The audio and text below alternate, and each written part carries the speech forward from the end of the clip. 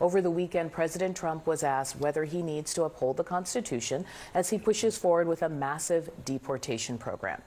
Now, you might expect a pretty clear-cut response from the president, but here's what he said.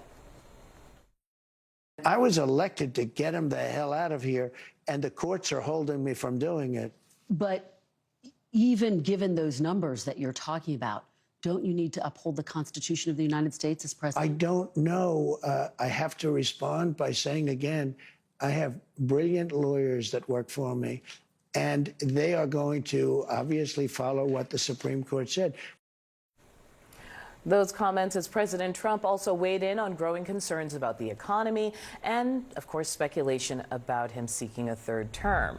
Joining me now in the group chat, Stephen Collinson, CNN Politics senior reporter, Carrie Champion, CNN contributor, and Brad Todd, Republican strategist. You guys, welcome back to the chat. Welcome. Okay, Brad, we haven't seen you in a minute, so do you mind if I start with you? Sure, go ahead. So here, what I hear when conservatives talk about this due process issue is that it doesn't count for immigrants. It doesn't count for migrants. And we do know there are different rules in that respect. But what do you hear the way the president answered? Because he was asked multiple times about this. Well, he said he's going to do what the court said. He said he's going to follow what the Supreme Court said, and that is what but all is that his like critics. An obvious answer, the yes or no? No, wait a minute. All his critics have said for months, oh, he's an authoritarian. He's going to abolish the Supreme Court. He's going to not hold elections. Like, he's appealing decisions up the chain as they come. He says he's going to follow the Supreme Court's directives. Yeah. This is what his critics want him to say. They should exceed and give him credit for that. Do we want him to get credit for that?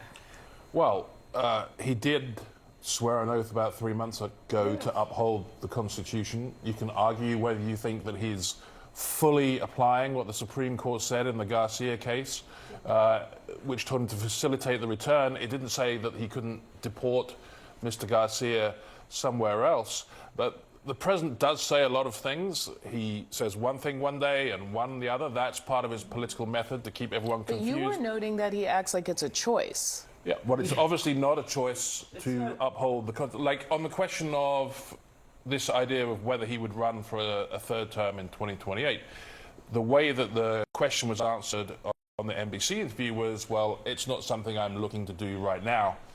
I guess you could say, well, that's just following constitutional precedent, but other people would say, given what's happened in the past, given what the president has said, that's somewhat troubling that he thinks play it a is little choice. context for this so we have a sense of the kinds of things that he was saying. So at one point, we had to kind of get it all together, all the things he answered, I don't know.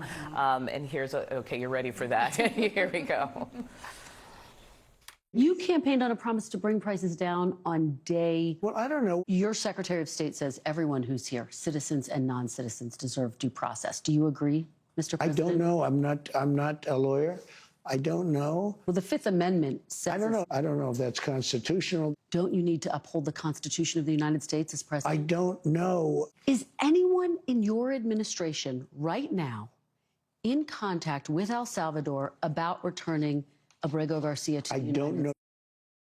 Well, the I don't know of it all, right? It, to me, is very clear that he does know, but I think everyone saying, oh, he does not know, I think that was very intentional in making sure that he doesn't say anything that could actually get him in trouble or hold him accountable. But in my group chat, literally in my group chat, it was this conversation back and forth of interpretation. And his administration, people who work for him, have always been like, let's interpret it the way we choose to interpret it until we can figure out how to get it to work our way. So you're saying that I don't know is really trying to prevent any landmines later on. Exactly. He knows the Supreme Court, knows which to exactly. your point, it's about challenging. Yeah, I feel like this was a conversational Trump. This is Trump in low-key mode.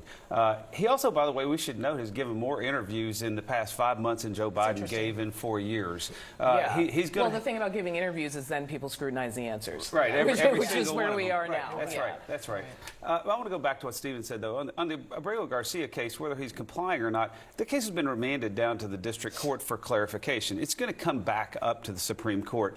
Whether or not the administration is complying with the court will happen once the court makes its decision on the merits of the case. And I think we all know what we expect that to be, but let's don't prejudge that yet. I tell you what is interesting, though, is that this is a president who's very direct in making claims of expansive power. This is what I can do. When he's challenged on it, and when it's a question of is there a political price to pay, he always says in this and many other contexts, well, it's up to the lawyers. But in the end of the day, the president is the person that wields the power. He has the responsibility. He's taken the oath. Right, and they're not pushing these things without him, right? They're not like just motoring to court to challenge some issues without his interest. When convenient, and then saying, but actually I'm in charge. As you say, per audience. It's one thing to put something in the courts to say we should be able to X, Y, and Z. It's another thing to tell a national audience for sure, no, some people have rights and some people don't. But they are following what the court's dicta is so far. And they should. They should. That's clearly what they have to do.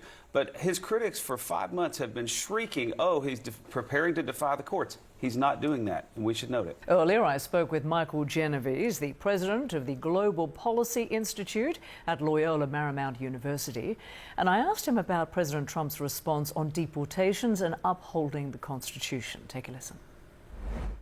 It was a jaw-dropping few days because of the way he was mumbling and fumbling about easy questions. He was asked a few days ago by ABC if the Declaration of Independence, which is on the wall of the Oval Office, what it means to him. And Donald Trump fumbled and mumbled and finally said it means it's a declaration. And then he said, it's a declaration of love. Well, it's a declaration of war.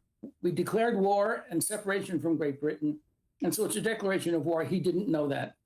Then Sunday morning on one of the interviews shows, he was asked the question that you referred to. Do you have to follow the Constitution? And his answer was, I don't know. Well, he just a few weeks ago took an oath of office that required him to swear that he would uphold the Constitution. And he was also asked about due process. Must you have due process for the people you're detaining and sending to El Salvador? And he said, I don't know. This is not rocket science. He knows the answer. He should know the answer to this. And it's really sort of embarrassing that he did not, and that he's trying to sort of squirm around it. He knows the answer, and the answer is you have to uphold the Constitution, period, end of sentence. In the meantime, President Trump is dismissing concerns that his trade and tariff policies could lead to a recession, saying, quote, everything's okay, but conceding it could mean higher prices in the short term and perhaps a short-lived recession. What would be the political consequences of such an outcome? Well, the captain of the Titanic told us not to worry. If he pursues the more aggressive side of his tariffs, the United States will face a lot of global opposition. There's already a lot of global opposition to Trump. In Canada, for example, they just had a national election in which the Liberal candidate, who was way behind, ran against Donald Trump and won. In Australia, the Liberal candidate, way behind, ran against Donald Trump and won. In Mexico, President of Mexico is staking her claim against Donald Trump. Her popularity shoots up. So the U.S. brand is tarnished, and Donald Trump keeps tarnishing it.